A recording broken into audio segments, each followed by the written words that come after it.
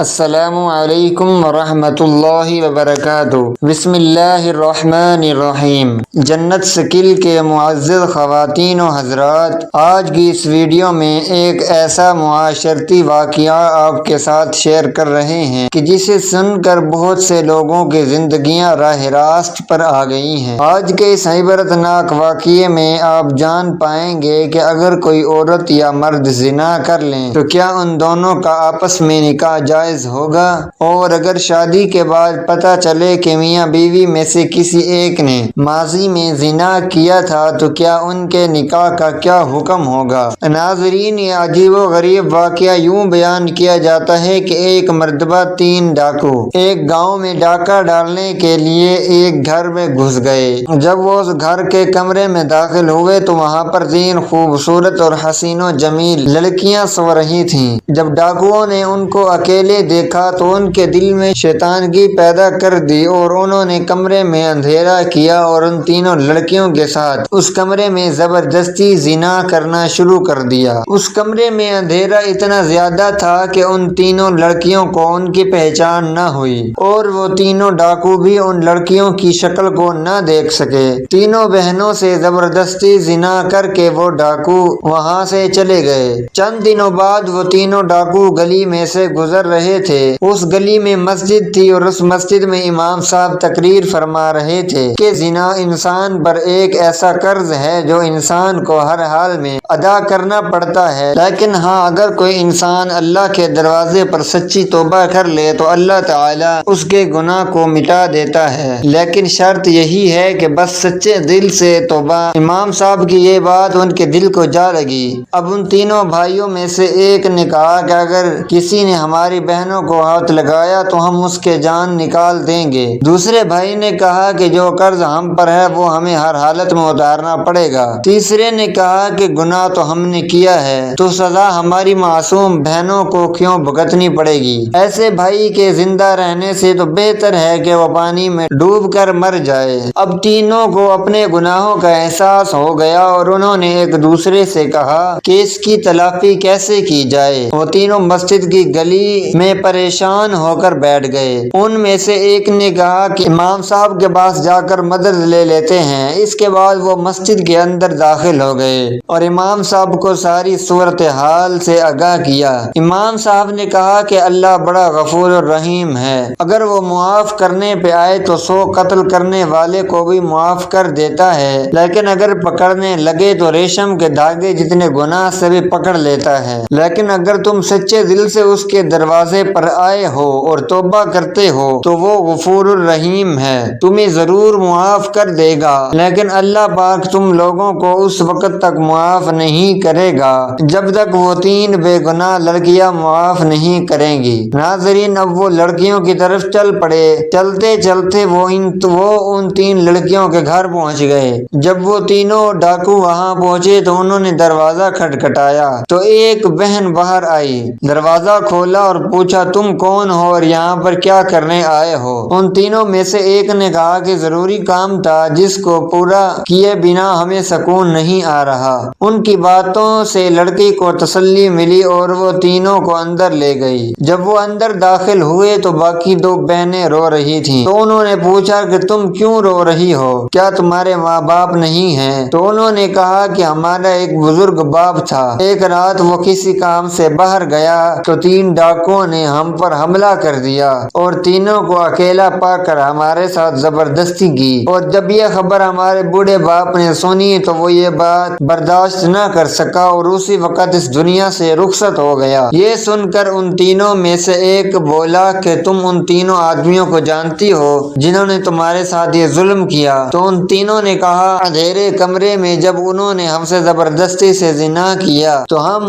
ان کی شکل نہ پہچان سکیں، اگر وہ ہمارے سامنے آ جائیں تو ہم ان کے ٹکڑے ٹکڑے کر دیں گے، اور اس کے بعد ہم اپنے پیٹ میں پلتے ہوئے بچوں کو بھی قتل کر دیں گے کہ جن کے نامعلوم باپ کا کردار ایسا تھا تو بچے بڑے ہو کر بہت بڑے مجرم بنیں گے۔ یہ سن کر ان تینوں میں سے ایک ڈاکو نے کہا کہ اس رات تم سے زبردستی زنا کرنے والے ہم تینوں تھے۔ یہ سن کر ان 3 بہنوں کے پیروں تلے سے زمین نکل گئی اور ایک بہن نے ایک خنجر اٹھایا اور ایک ڈاکو کی گردن پر رکھ رکھ دیا اور کہا تمہاری وجہ سے ہم نے اپنے بوڑھے باپ کو کھو دیا اور ہمارے کردار کو تم نے خاک میں ملا دیا، اب تمہارا اس دنیا میں رہنے کا کوئی حق نہیں۔ دوسرے نے کہا واقعی ہم سے بہت بڑا گناہ ہوا ہے، لیکن ہم اس کی تلافی کرنے کے لیے تمہارے پاس آئے ہیں۔ اگر ہم اپنے گناہ کی توبہ نہ کرتے تو ہم دوبارہ اس گھر میں کیوں آتے اور اپنے گناہ کے بارے میں بھلا تم کو کیوں بتاتے؟ یہ سن کر اس نے کہا کہ تم اپنی غلطی کی اصلاح کیسے کر سکتے ہو؟ تو انہوں نے کہا کہ ہم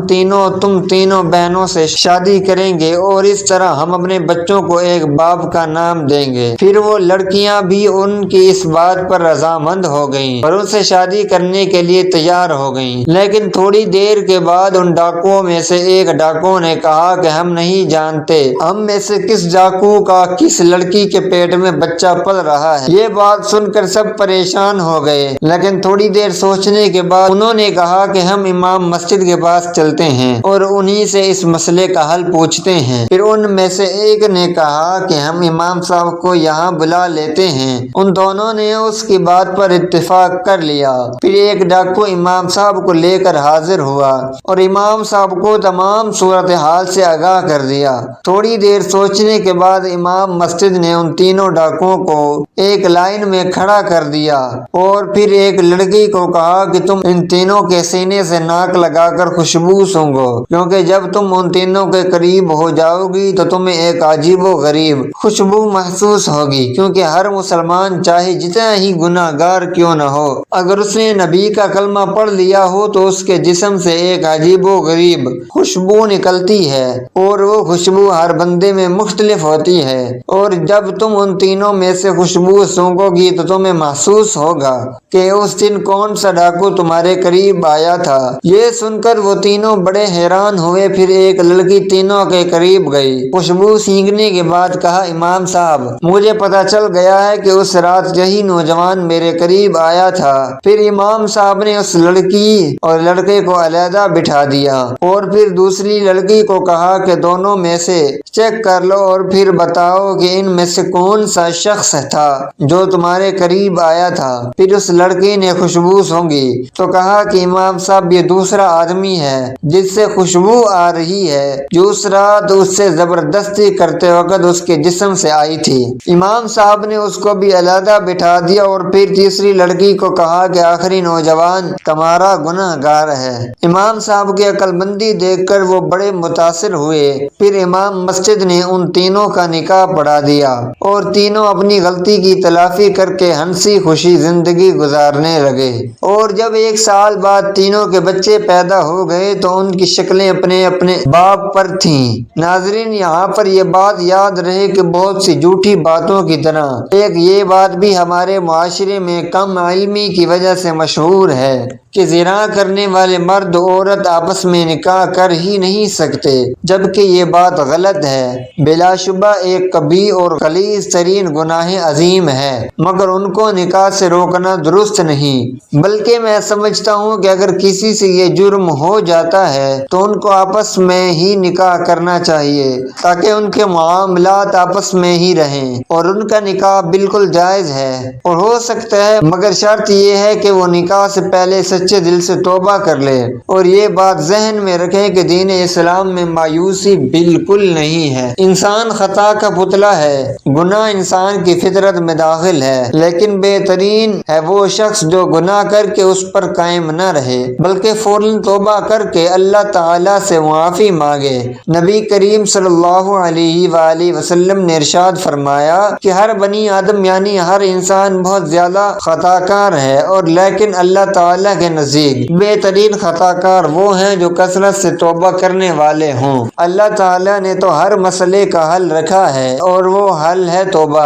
انسان جتنا بڑا گناہ گار، جتنا بڑا خطا کار ہو، لیکن اگر وہ اللہ کے سامنے سچے دل کے ساتھ توبہ کر لے تو اللہ پاک اس کی توبہ ضرور قبول فرماتا ہے۔ کہتے ہیں کہ جو گناہ کر کے ڈٹ جائے وہ شیطان، اور جو گناہ ہو جانے کے بعد توبہ کر لے وہ ہے انسان۔ انسان کو کبھی کبھی بھی اللہ کی رحمت سے مایوس نہیں ہونا چاہیے۔ جتنا بڑے سے بڑا گناہ انسان سے سرزد ہو گیا ہو اس کی تلافی ممکن ہے، اور وہ ہے صرف توبہ۔ لیکن توبہ زبانی کلامی نہ ہو بلکہ توبہ دل سے کی جائے تاکہ وہ اللہ تعالیٰ کی بارگاہ میں قبول ہو اور اللہ پاک انسان کو معاف فرما دے۔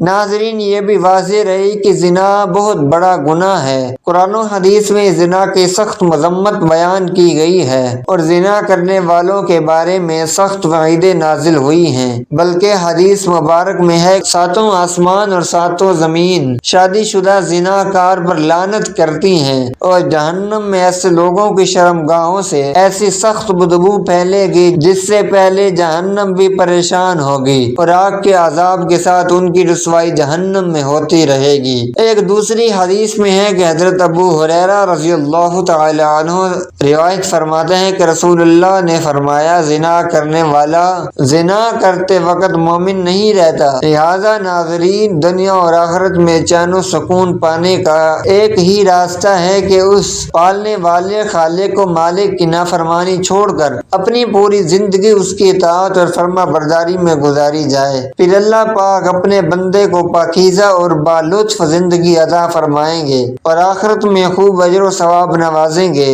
ناظرین، گناہوں سے توبہ کا طریقہ یہ ہے کہ جن گناہوں میں مبتلا ہو انسان انہیں فوراً چھوڑ دے۔ نبی کریم صلی اللہ علیہ وآلہ وسلم نے ارشاد فرمایا کہ سچی توبہ یہ ہے کہ انسان جس گناہ سے توبہ کرے پھر دوبارہ وہ گناہ نہ کرے، اور سچی توبہ کرنے کے بعد پچھلے گناہ کو یاد نہ کرے اور نہ ہی کسی سے اس کا تذکرہ کرے۔ جس عورت کے ساتھ گناہ میں مبتلا ہوئے اس عورت سے دوبارہ مل لے، اسے دیکھنے یا اس سے بات چیت کرنے سے مکمل اجتناب کرے، بلکہ اس عورت کے تصور سے بھی اپنے دل و دماغ کو بچائے۔ کسی نیک اور سچے اللہ والے کی صحبت اختیار کرے، ان کی مجالس اور بیانات میں آنا جانا رکھے اور ان سے اپنی روحانی امراض اور گناہوں کی اصلاح کرواتے رہے۔ برے دوستوں، بری صحبت اور گناہوں والے ماحول سے اپنے آپ کو بچائیں۔ اب مل کر ہم دعا بھی کرتے ہیں کہ اے اللہ، ہمیں دنیا اور آخرت میں رسوا نہ کیجیے گا۔ بے شک تو ہمیں خوب جانتا ہے اور ہم پر عذاب نازل نہ کیجیے، بے شک تو ہم پر ہر طرح کی قدرت رکھتا ہے۔ اے اللہ، ہم پر اپنی رحمتوں کا نزول فرمائے رکھنا، آمین یا رب العالمین۔